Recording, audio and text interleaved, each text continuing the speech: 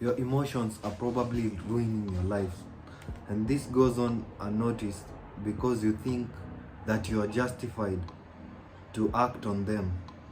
You think that by making people feel your pain or feel your anger or whatever you're going through, you're going to fix your problems and you're going to live a quiet and peaceful life, right? Wrong.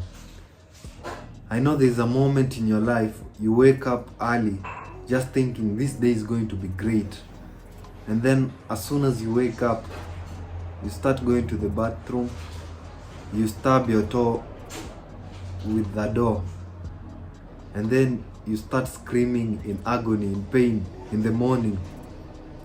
And then you go to the bathroom, you find maybe the toothpaste has finished, you start saying curse words, you end up getting into your car late, you are stuck in traffic, you start thinking maybe you're going to be late at work. And so in the process of rushing, you maybe knock over someone else's car. It takes another hour to fix that problem. Maybe you get arrested, and by the time you reach at work, then you find a note that has been written, maybe a letter that has been written on your desk, and you open it. It starts with, "We regret to inform you that," and you know that you're fully done. When I was in high school, that was like a long time ago. Sometime there was a day that I went through a petty argument with one of my friends. We argued and argued over a meaningless thing. And because you know how teenagers are, whenever something small, someone insults you with something that is, meaningless, something that is not harmful, they start exaggerating very much, and it ends up becoming like it was a really big insult. And so a fight breaks out. And so it was early in the morning, very, very early. I ended up becoming very, very angry because the person who was mad at me in the first place was a really close friend of mine. Later on, we had like a chemistry lesson. And so imagine this day, because I was angry, this teacher just decides to check on our trousers. In high school we had this stupid rule whereby you had to wear very baggy trousers. And so this teacher just decides, out of all the days, he decides to check them. And I was kind of a rebel when this came up because I did not really like wearing baggy trousers. And so I had a really, a kind of a tight trouser. And so the instructions he gave us were, you should fold that trouser until it reaches above your knees. And then you just stomp your feet. And if it does not go down, it means you have tightened your trouser. And to make matters really worse, mine was not even passing above my knees. And so I just left. And the good thing is, I had like a backup trouser, a baggy one, that I wore on such cases where I could get caught.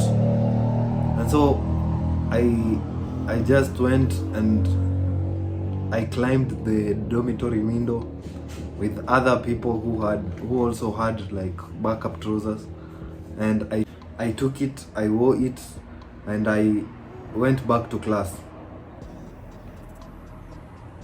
And I wish I hadn't, because when I went back there, we were given strokes of canes.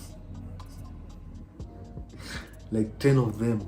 And so I became angry, more angry, more. I became very pissed off. And it ended up ruining my day again.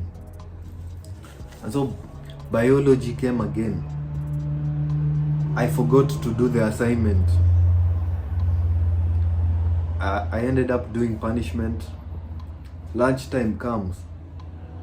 Someone just comes in and pours food on me. I mean, what the hell was that day? And so I had to go through the whole day with clothes that had like food. The lesson behind these two stories, is that when you feel a certain emotion, then life gives you more reasons to feel that emotion. Events happen that will make you feel more of that emotion. I don't really know how it works, but I know it just works. I don't know, there is some science into that. And so in this video, I'm going to teach you exactly how to redirect your emotions into a positive one, so that you will have like a really positive life. Because emotions direct whatever you do in life. And if you have a negative emotion, it means that everything you do will lead to waste. Learn to ignore the things that are out of your own control. The Stoics teach this really well. Whenever something happens to you and you find out that they are out of your control, you cannot do anything to stop them, then just ignore them. Because what is the point of getting stressed over things that are going to happen, or things that have happened and you had no control over? And I know you've realized this by now. If you think about it, 90% of the problems you're facing right now, or the things that are stressing you or are making you really angry right now, are things that you cannot control. You cannot control people's emotions, people's reactions to things. You cannot control everything. And the things that you can control are very limited. And so you should focus on them. Maybe you lost your girlfriend, you lost your business. Do you think spending days and nights worrying over them will actually bring them back? And if you're being honest, then the answer is no. And so when you learn to ignore the things that are out of your control, you will find out that most of your life, you'll just be like the Stoics. You'll not be really emotional. You'll not be angry at petty things. And you will start to realize that whenever you start worrying over things, then it ends up making things worse. I remember, like, my father always likes to say that whenever you are late to an event or something, or you are late to attend something, do not rush. Because when you start rushing, when you start panicking, then you will end up forgetting your keys, you will end up messing things, maybe you will fall down and hurt yourself. So if you are late, just go how you normally would go, because that is something that is out of your control. You cannot force everything to fall into place. Learn the art of transformation. This is like the second point. In physics, and I'm not a nerd, but in physics we were taught that energy cannot be created, nor can it be destroyed, but it can be changed from one form to another. So, like, emotions are a type of energy, and whenever you feel angry, you can choose to use that very, very productively. You can choose to use that to better your life. Maybe you lost something that was once precious to you, maybe a phone. Instead of getting angry, what if you just say, like, I lost that one so that I can get a better phone that is 100 times better than this one. You lost a relationship. Maybe it happened so that you can get a better person. So when you start to think like this, you'll start to get really excited, and you look forward to getting that thing. You'll realize that you'll start working so hard to get that thing.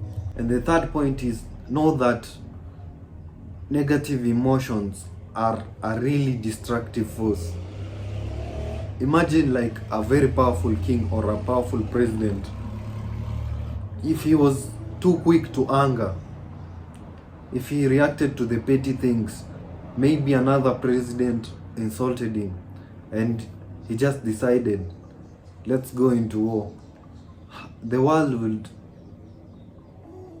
fall into chaos and destruction.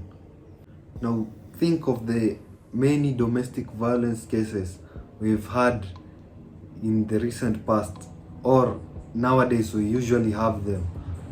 That is because people cannot control their anger. They are so quick to just get violent. And if you're that type of person, then that is a really bad trait to have, because it can ruin your life very quickly. Learn this: a king is not a king if he can't control his emotions.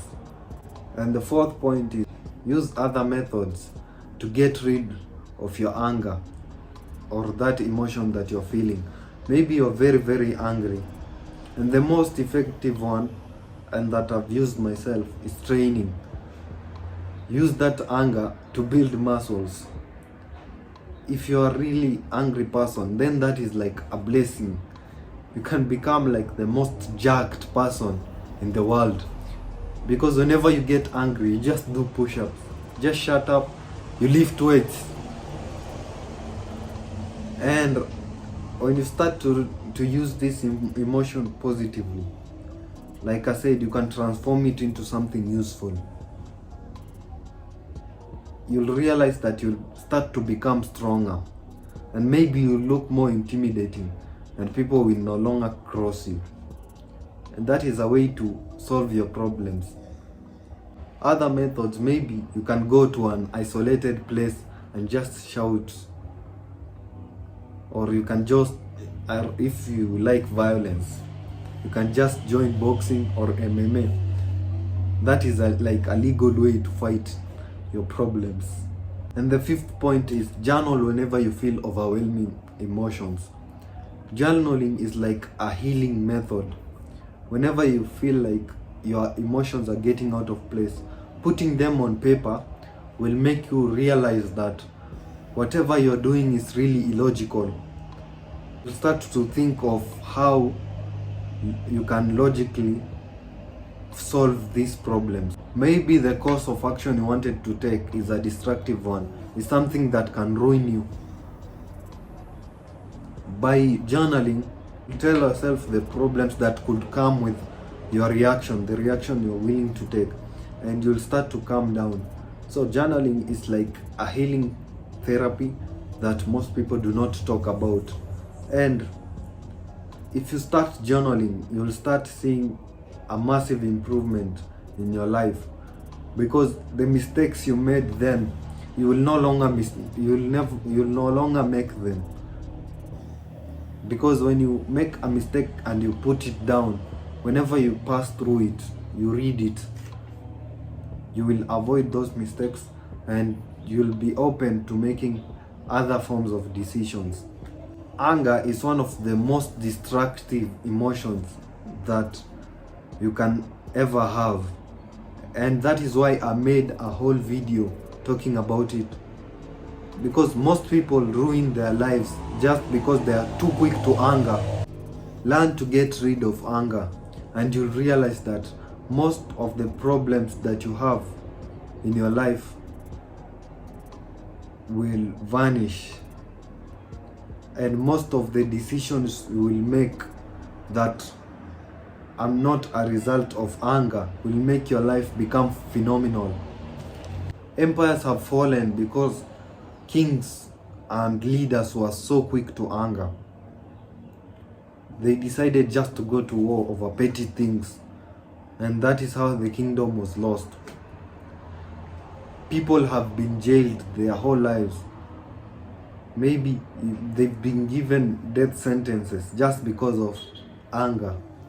Something they could have controlled and they would have been free by now. And that is why, if you master it, you have made very, very much progress in your life. The reverse is also effective. Use other people's anger to gain things. If you can provoke someone to become angry, then that person will make stupid decisions. You can use this to win battles, to achieve greatness, because a person thinking from his emotions will end up making really stupid decisions. But be careful who you provoke. You can learn about people first. You can provoke a person and he ends up ruining your life. Maybe he's a powerful person, or he's a really violent person. You end up provoking his anger and he could ruin your life. So anger is a double-edged sword. Be careful how you use it. Become the greatest your bloodline has ever seen, and then pass it down.